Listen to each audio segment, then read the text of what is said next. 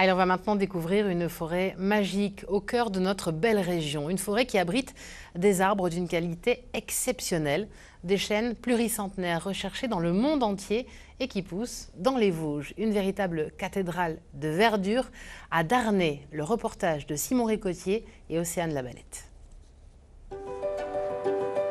Ce sont des arbres d'exception. Diamètre imposant, presque aucun défaut. Les chênes de la forêt de Darney dans les Vosges sont des grands crus. Et comme le vin, ils s'arrachent à prix d'or. Jusqu'à 15 000 € pièce pour ces troncs vieux de 200 ans. Parmi les acheteurs, des fabricants de tonneaux ou de meubles de luxe. Mais pas seulement. Il y a des gens qui sont venus de Honfleur pour voir des bois parce qu'ils sont sur un projet de dracard. Leur premier critère, c'est vraiment le diamètre. Donc ils recherchent un type de bois très très particulier. Des bois qui sont tous issus de cette forêt de 20 000 hectares, 2 fois la superficie de Paris. On va rentrer dans la zone là. Comme tu veux. On va aller voir les semis.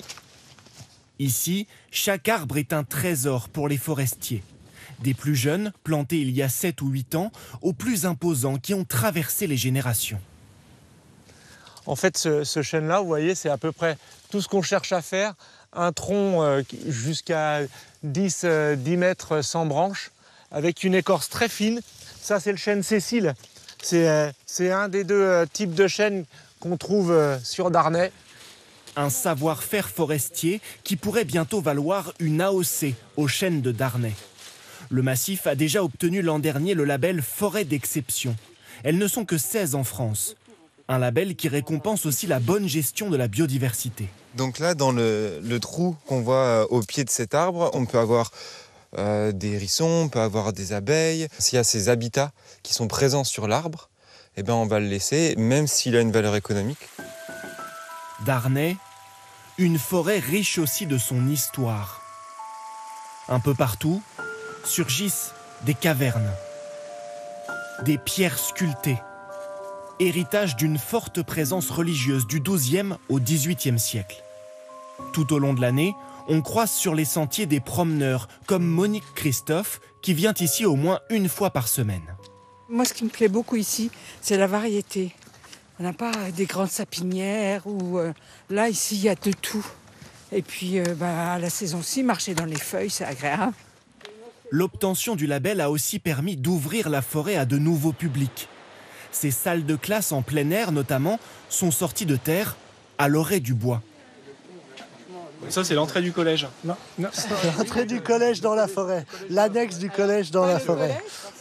Un site pour les écoliers et collégiens du département qu'ils ont testé cet été.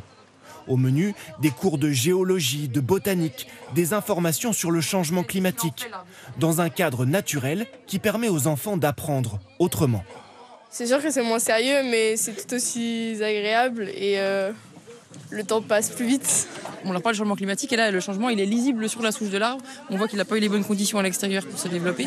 Donc ça leur apporte du concret. Puis ils se disent, ah ouais, en fait, on en a parlé ça en SVT, on en a fait l'année passée. Enfin, voilà, donc ils se rendent compte qu'en fait, on leur raconte pas que des histoires. De quoi peut-être faire naître des vocations. Dans le secteur de Darney, un tiers des métiers sont liés à la forêt.